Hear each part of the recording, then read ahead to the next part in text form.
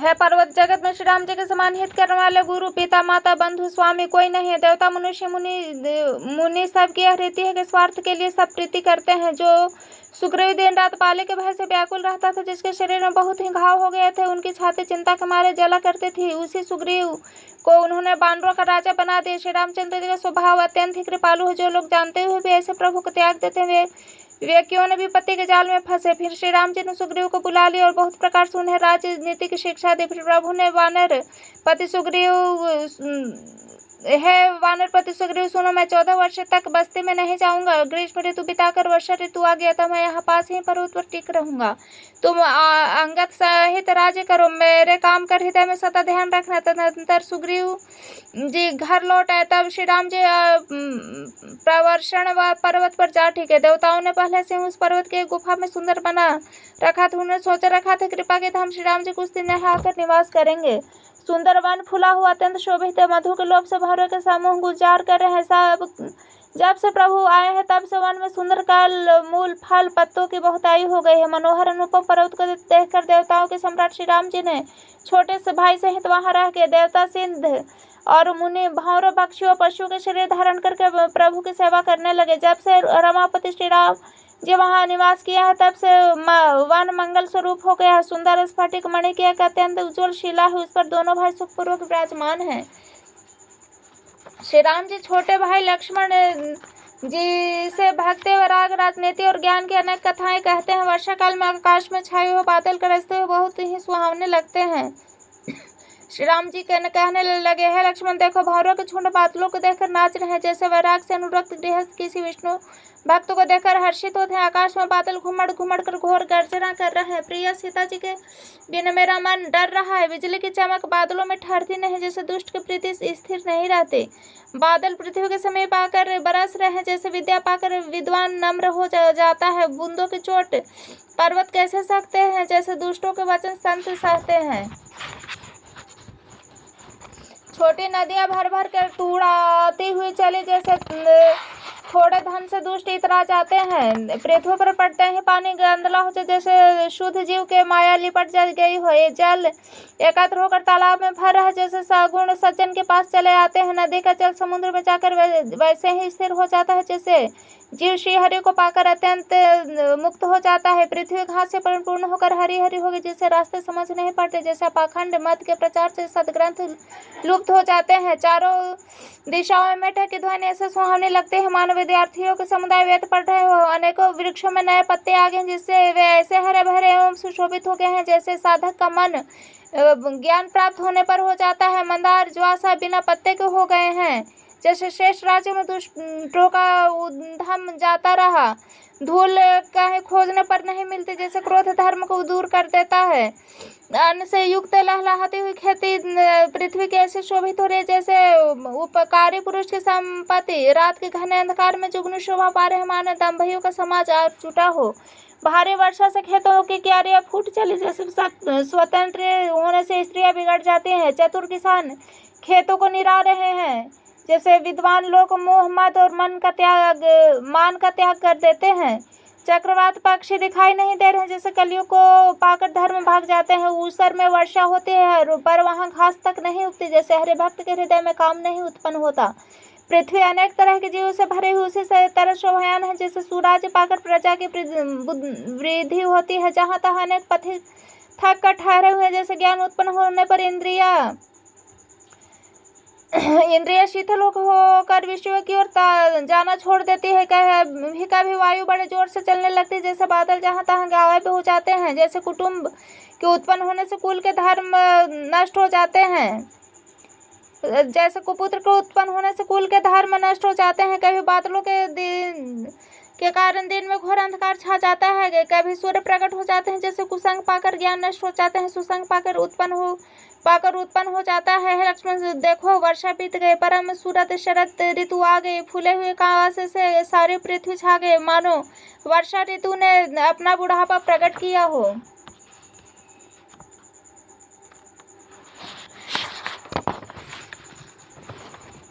अगस्त के तारे उदय होकर मार्ग के जल को सोख लिया, जैसे संतोष लोभ को सोख लेता है। नदियों और तालाबों निर्मल जल से शोभा पा रहे हैं, जैसे मद मोह से रहित संतों का हृदय। नदी तालाब जल धीरे धीरे सूख रहा है, जैसे ज्ञानी पुरुष मतवाला ममता का त्याग कर देते हैं। शरद ऋतु जानकर खंजन पक्षी आए, जैसे समय पाकर सुंदर सुकृत आ जाते हैं। जल न कीचड़ है न धूल है, जिसे धरती निर्मल होकर ऐसे शोभा दे रही है, जैसे नीति निपुण राजा की करनी। जल के काम हो जाने से मछलियां व्याकुल हो रही हैं, जैसे मूर्ख विवेक शून्य कुटुंबिक गृहस्थ धन के बिना व्याकुल होता है। बिना बादलों के निर्मल आकाश ऐसे सुशोभित हो रहा है, जैसे भगवत भक्त सब आशाओं को छोड़कर सुशोभित होते हैं। कहीं कहीं शरद ऋतु की थोड़ी थोड़ी वर्षा हो रही है, जैसे कोई विरले ही मेरी भक्ति पाते हैं। शरद ऋतु पाकर राजा तपस्वी व्यापारी भिखारी क्रमशः विजय तप व्यापार और भिक्षा के लिए हर्षित होकर नगर छोड़कर चले, जैसे श्रीहरि की भक्ति पाकर चारों आश्रम वाले श्रमों को त्याग देते हैं। जो मछलियां था जल में है वे सुखी हैं, जैसे श्रीहरि के शरण में चले जाने पर एक भी बाधा नहीं रहती। कमलों के फूलों से तालाब कैसे शोभा दे रहे हैं, जैसे निर्गुण ब्रह्म सगुण होने पर सुशोभित होता है। भौरे अनुपम शब्द करते हुए गूंज रहे हैं तथा पक्षियों के नाना प्रकार के सुंदर शब्द हो रहे हैं। रात्रि देखकर चकवे मन में वैसे ही दुखी हो रहा है, जैसे दूसरे की संपत्ति देखकर दुष्ट होता है। पपीहा रट रहा है, उसे बड़ी प्यास है, जैसे श्री शंकर जी का द्रोही सुख नहीं पाता। शरद ऋतु के रात के समय चंद्रमा हर लेता है, जैसे संतों को दर्शन से पाप दूर हो जाते हैं। चकोरों के समुदाय चंद्रमा को देखकर इस प्रकार टकटकी लगाए हैं, जैसे भगवत भक्त भगवान को पाकर उनके दर्शन करते हैं। मच्छर डांस जाड़े के डर से इस प्रकार नष्ट हो गए, जैसे ब्राह्मण के साथ वैर करने से कुल का नाश हो जाता है। वर्षा ऋतु के कारण पृथ्वी पर जो जीव मर गए वे शरद ऋतु को पाकर वैसे ही नष्ट हो गए, जैसे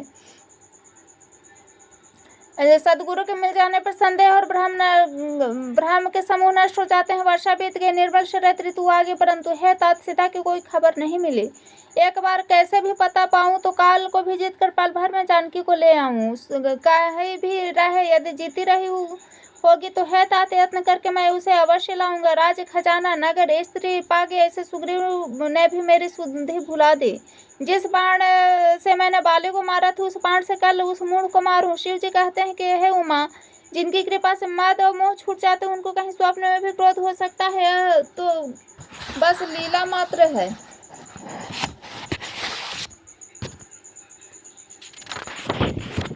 ज्ञानी मुनि जिन्होंने श्री रघुनाथ जी के चरणों में प्रीति मान ली वे इस चरित्र को लीला रहस्य को ही जानते हैं। लक्ष्मण जी ने जब प्रभु को क्रोध युक्त जाना तो उन्होंने धनुष चढ़ा कर बाण हाथ में ले लिया। तब दया की सीमा श्री रघुनाथ जी ने छोटे भाई लक्ष्मण को समझाई कि हे तात, सखा सुग्रीव को केवल भय दिखाकर ले आओ, उसे मारना नहीं।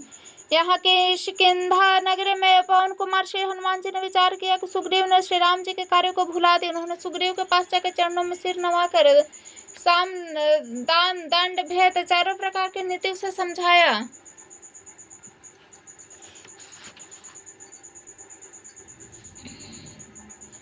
हनुमान जी के वचन सुनकर सुग्रीव ने बहुत ही भय माना और कहा, विषयों ने मेरे ज्ञान को हर लिया। अब है पवन सुत, जहाँ तहाँ वानरों के जूथ है वहाँ दूतों को समूह के भेजो और कहला दो कि एक पखवाड़े में जो ना आएगा उसका मेरे हाथों वध होगा। तब हनुमान जी ने दूतों को बोला और सबको सम्मान करके सबको भय प्रीति नीति दिखलाई।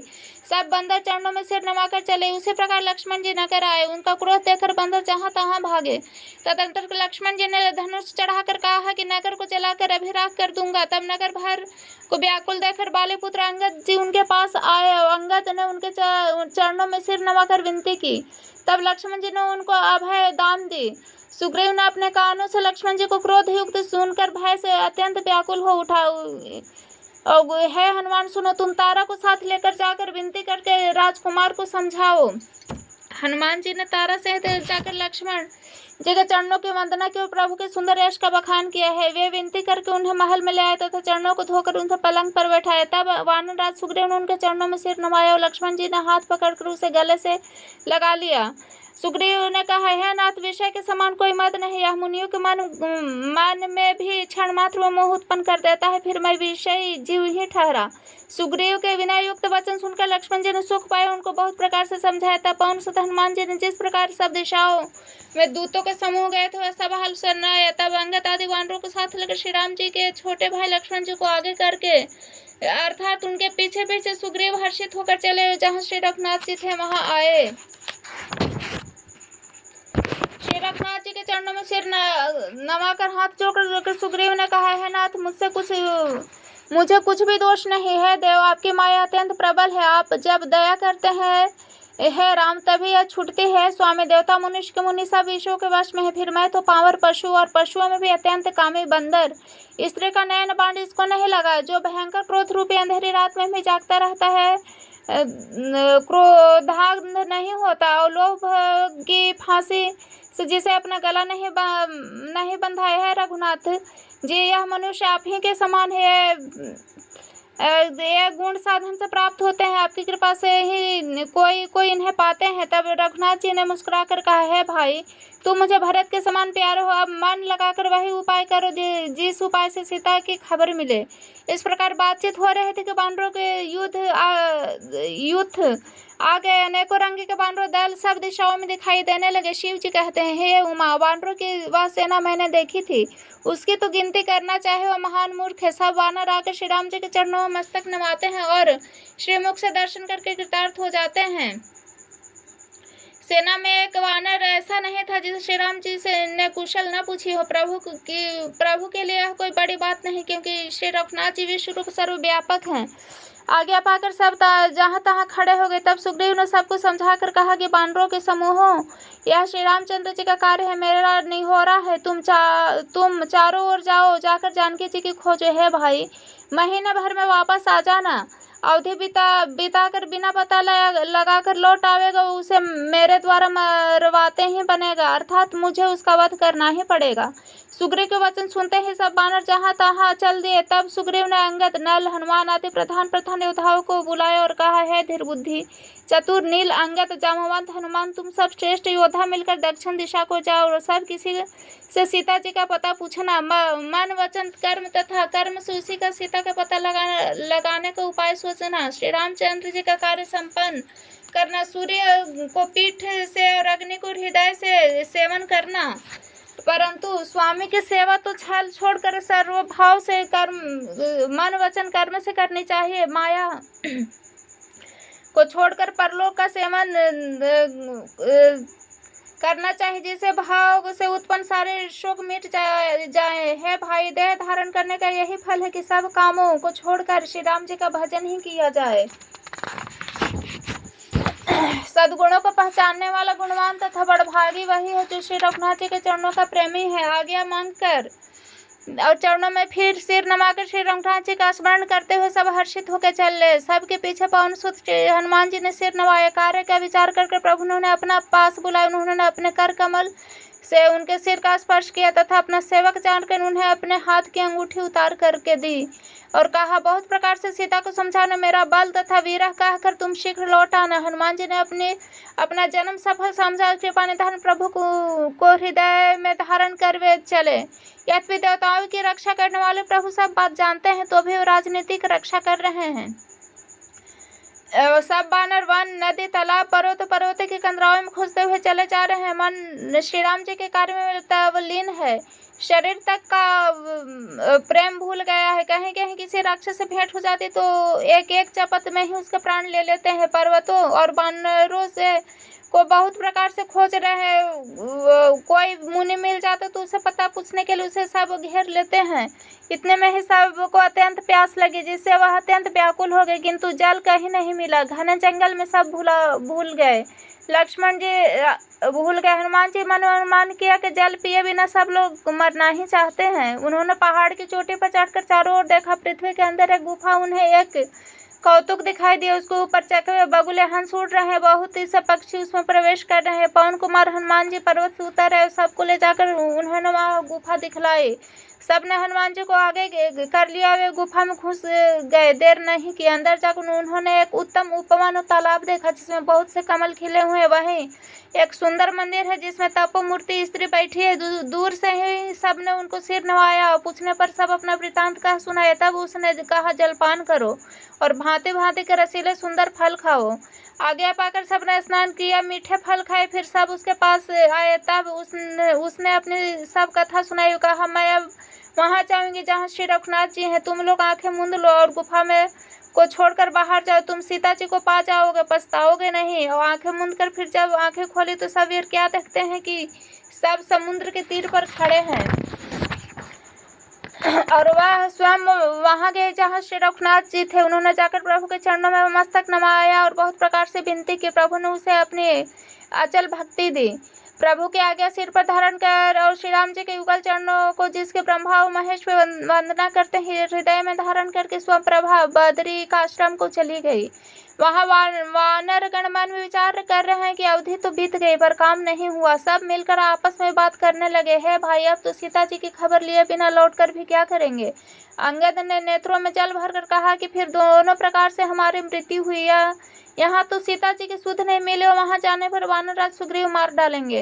वे तो पिता के वध हो जाने पर ही मुझे मार डालते। श्री रामचंद्र जी ने मेरी रक्षा की, इससे सुग्रीव का कोई एहसान नहीं है। अंगद बार बार सबसे कह रहे हैं कि अब मरण हुआ, इसमें कुछ भी संदेह नहीं है। वानर वीर अंगद के वचन सुनते हैं किंतु कुछ बोल नहीं सकते। उनके नेत्रों में जल बह रहा है। एक क्षण के लिए सब सोच में मग्न हो रहे हैं। फिर सब ऐसा वचन कहने लगे, हे सुयोगी युवराज, आप लोग सीता जी की खोज किए बिना नहीं लौटेंगे। ऐसा कहकर लवण सागर के तट पर जाकर सब वानर कुश बिछाकर बैठ गए। जामवंत ने अंगद का दुख देखकर विशेष उपदेश कथाएं कही। है तात, श्री राम जी को मनुष्य न जानो, उन्हें निर्गुण ब्रह्म अजय अजन्मा जानो। हम सब सेवक अत्यंत बड़भागी हो जो निरंतर सगुण में प्रीति रखते हैं। देवता, पृथ्वी, गौ, ब्राह्मण के लिए प्रभु अपनी इच्छा से अवतार लेते हैं। वहाँ सगुणोपासक मोक्षों को त्याग कर सेवा में लगे रहते हैं। इस प्रकार जामवंत बहु प्रकार से कथाएं कह रहे हैं। उसकी बातें पर्वत की कंदरा में संपाति ने सुनी। बाहर निकलकर उसने बहुत से बानर देखे। तब वह बोला, जगदीश्वर ने मुझे घर बैठे बहुत सा आहार भेज दिया। आज इन सब को खा जाऊंगा। बहुत दिन बीत गए, भोजन के बिना मर रहा था। भर पेट भोजन कभी न मिलता। आज विधाता ने एक ही बार में बहुत सा भोजन दे दिया। गीत के वचन कानों से सुनते ही सब डर गए। अब सचमुच ही मरना हो गया, हमने जान लिया। फिर उस गिद्ध को देखकर सब बानर उठ खड़े हुए। जामवंत के मन में विशेष सोच हुआ। अंगद ने मन में विचार कर कहा, आहा, जटायु के समान धन्य कोई नहीं। श्री राम जी के कार्य के लिए शरीर को छोड़कर वह परम बड़भागी भगवान के परम धाम को चला गया। हर्ष और शोक से युक्त वाणी समाचार सुनकर वह पक्षी बानरों के पास आया। बानर डर गए। उनको अभय करके उसने पास जाकर जटायु का वृतांत पूछा। तब उन्होंने सारी कथा कह सुनाई। भाई जटायु की करनी सुनकर संपाति ने बहुत प्रकार से श्री रघुनाथ जी के महिमा के वर्णन की। उसने कहा, मुझे समुद्र के किनारे ले चलो, मैं जटायु को तिलांजलि दे दूं। इस सेवा के बदले मैं तुम्हारे वचन से सहायता करूंगा। जिसे तुम खोज पा रहे हो उसे पा जाओगे। समुद्र के तीर पर छोटे भाई जटायु के क्रिया आदि संपाति की अपने कथा कहने लगा है। वीर वानरों सुनो, हम दोनों भाई उठती जवानी में एक बार आकाश में उड़कर सूर्य के निकट चले गए। वह जटायु तेज न सह सका, इसे लौट आए, किंतु मैं मान्य था इसलिए सूर्य के पास चला गया। अत्यंत अपार तेज के मेरे पंख जल गए। मैं बड़े जोर से चीख मारकर जमीन पर गिर पड़ा। वहाँ चंद्रमा नाम के एक मुनि थे। मुझे देखकर उन्हें बड़ी दया लगी। उन्होंने बहुत प्रकार से मुझे ज्ञान सुनाया और मेरे देह जनित अभिमान को छुड़ा दिया। उन्होंने कहा, त्रेता युग में साक्षात परम ब्रह्म मनुष्य शरीर धारण करेंगे। उसकी स्त्री को राक्षसों का राजा हर ले जाएगा। उसकी खोज में प्रभु दूत भेजेंगे। उनसे मिलने पर तुम पवित्र हो जाएगा और तेरे पंख उग आएंगे। चिंता न कर उन्हें तू सीता जी को दिखा देना। मुनि के हमारे आज सत्य हुई। अब मेरे वचन सुनकर तुम प्रभु का कार्य करो। त्रिकुट पर्वत पर लंका बसी हुई है। वहाँ स्वभाव से ही निडर रावण रहता है। वहाँ अशोक नामक उपवन है जहाँ सीता जी रहती हैं। इस समय भी वे सोच में मग्न में बैठी हैं। मैं उन्हें देख रहा हूँ, तुम नहीं देख सकते क्योंकि गीत की दृष्टि अपार होती है, बहुत दूर तक जाती है। क्या करूँ, मैं बूढ़ा हो गया हूँ, नहीं तो तुम्हारी कुछ तो सहायता अवश्य करता। जो 100 योजन समुद्र लांघ सकेगा बुद्धि निधान, वही श्री राम जी का कार्य कर सकेगा। निराश होकर घबराओ मत, मुझे देखकर मन में धीरज धरो। देखो श्री राम जी की कृपा से मेरा शरीर कैसे हो गया। बिना पंख वाला बेहाल था, पांख उगने से सुंदर हो गया। पाप भी जिनका स्मरण करके अत्यंत अपार भव सागर से तर जाते हैं, तुम उनके दूत हो। अतः कायरता छोड़कर श्री राम जी की को हृदय में धारण करके उपाय करो। काकभूषुंडी जी कहते हैं, गरुड़ जी इस प्रकार कहकर जब गिद्ध चला गया तब उन बानरों के मन में अत्यंत विस्मय हुआ। सब किसी ने अपना अपना बल कहा, पर समुद्र के पार जाने में सभी ने संदेह प्रकट किया। ऋक्षराज जामवंत कहने लगे, मैं अब बूढ़ा हो गया हूँ, शरीर में पहले वाला बल लेश भी नहीं रहा। जब खरारी 52 बने थे तब मैं जवान था और मुझमें बड़ा बल था। बलि के बांधते समय प्रभु इतने बड़े कि उस शरीर का वर्णन नहीं हो सकता, किंतु मैंने 2 ही घड़ी में दौड़कर उस शरीर के साथ प्रदक्षिणाएं कर ली। अंगद ने कहा, मैं तो पार चला जाऊं, परंतु लौटते समय के लिए हृदय में कुछ संदेह है। जामवंत ने कहा, तुम सब प्रकार से योग्य हो, परंतु तुम सब के नेता हो, तुम्हें कैसे भेजा जाए। ऋक्षराज जामवंत ने हनुमान जी से कहा, हे हनुमान, हे बलवान, सुनो, तुमने यह क्या चुप साथ रखी है। तुम पवन के पुत्र हो, बल में पवन के समान हो, तुम बुद्धि विवेक और विज्ञान के खान हो। जगत में कौन सा ऐसा कठिन काम है जो है तात तुमसे ना हो सके। श्री राम जी के कार्य के लिए ही तो तुम्हारा अवतार हुआ। यह सुनते हनुमान जी पर्वत के आकार हो गए। उनका सोने सा रंग शरीर पर तेज सुशोभित है, मानो दूसरा पर्वत ही राजा सुमेरु हो। हनुमान जी बार बार सिंहनाद करके कहा, मैं इस खारे समुद्र को खेल में ही लांघ सकता हूँ और सहायकों सहित रावण को मारकर त्रिकुट पर्वत के उखाड़ कर यहाँ ला सकता हूँ। हे जामवंत, मैं तुमसे पूछता हूँ कि तुम मुझे उचित सीख दो। जामवंत ने कहा, है तात, तुम जाकर इतना ही करो कि सीता जी को देकर लौट आओ, उनकी खबर कह दो। फिर कमल श्री रामचंद्र जी अपने बाहुबल से ही राक्षसों का संहार कर सीता जी को लावेंगे। खेल के लिए है वानरों की सेना साथ लेंगे। वानरों की सेना साथ लेकर राक्षसों का संहार करके श्री राम जी सीता जी को ले आएंगे। तब देवता और नारद जी मुनि भगवान के तीनों लोकों को पवित्र करने वाले सुंदर यश का बखान करेंगे, जिससे सुनने, गाने और कहने और समझने से मनुष्य परम पद पाते हैं, जिससे श्री रघुवीर के चरण कमल का मधुकर तुलसीदास गाता है। श्री रघुवीर का यश भाव जन्म मरण रोग रूपी अचूक दवा है। जो पुरुष और स्त्री इसे सुनेंगे, त्रिशिरा के शत्रु श्री राम जी उनके सब मनोरथों को सिद्ध करेंगे। जिनका नीले कमल के समान श्याम शरीर है, जिनकी शोभा करोड़ों कामदेवों से भी अधिक है और जिनका नाम पाप रूपी पक्षियों को मारने के लिए बधिक के समान है, उन श्री राम जी के गुण समूहों का लीला को अवश्य ही सुनना चाहिए। शांत सनातन प्रमेय निष्पाप मोक्ष रूप परम शांति देने वाले ब्रह्म शंभु और शेष जी से निरंतर सेवित, वेदांत के द्वारा जानने योग्य सर्वव्यापक, देवताओं में सबसे बड़े, माया से मनुष्य रूप दिखने वाले, समस्त पापों को हरने वाले, कर्णों की खान, रघुकुल में श्रेष्ठ तथा राजाओं के शिरोमणि राम कहलाने वाले जगदीश्वर की मैं वंदना करता हूँ। हे रघुनाथ जी, मैं सत्य कहता हूँ और फिर आप सबके अंतरात्मा ही है कि मेरे हृदय में दूसरी कोई इच्छा नहीं है। हे रघुकुल श्रेष्ठ, मुझे अपनी निर्भरा पूर्ण भक्ति दीजिए और मेरे मन को काम आदि दोषों से रहित कीजिए। अतुल बल के धाम, सोने के पर्वत, सुमेरु के समान कांति युक्त शरीर वाले दैत्य रूपी वन को ध्वंस करने के लिए अग्नि रूप ज्ञानियों में अग्रगण्य, संपूर्ण गुणों के निधान, वानरों के स्वामी श्री रघुनाथ जी के प्रिय भक्त पवन पुत्र हनुमान जी को मैं प्रणाम करता हूँ। जामवंत के सुंदर वचन सुनकर हनुमान जी के चरण को हृदय को बहुत ही भावे बोले, है भाई, तुम लोग दुख सहकर कंद मूल फल खाकर तब तक मेरी राह देखना, जब तक मैं सीता जी को देखकर लौट ना आऊँ। काम अवश्य हो गया, क्योंकि मुझे बहुत ही हर्ष हो रहा है। यह कहकर और सब तक को मस्तक नवाकर तथा हृदय में श्री रघुनाथ जी को धारण करके हनुमान जी हर्षित होकर चले। समुद्र के तीर पर एक सुंदर पर्वत था। हनुमान जी खेल से ही अनायासी कूद कर उसके ऊपर जा चढ़े और बार बार श्री रघुवीर का स्मरण करके अत्यंत बलवान हनुमान जी उस पर से बड़े वेग से उछले। जिस पर्वत पर हनुमान जी के पैर रखते हैं, जिस पर वे उछले, वह तुरंत ही पाताल में धंस गया। जैसे श्री रघुनाथ जी का अमोघ बाण चला जाता, उसी तरह हनुमान जी चले। समुद्र ने उन्हें श्री रघुनाथ जी का दूत समझकर मैनाक पर्वत से कहा कि हे मैनाक, तू इनके थकावट दूर करने वाला, अर्थात अपने ऊपर इन्हें विश्राम दो। हनुमान जी ने उसे हाथ से छू लिया और प्रणाम करके कहा, भाई, श्री रामचंद्र जी का काम किए बिना मुझे विश्राम कहाँ।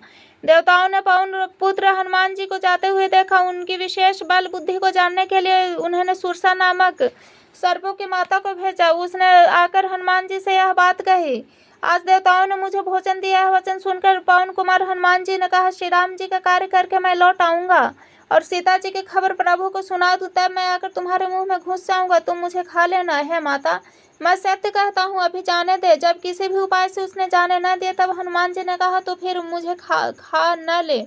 उसने योजन भर मुंह फैलाया, तब हनुमान जी ने अपने शरीर को उसके दूना बढ़ा लिया। उसने 16 योजन का मुख किया।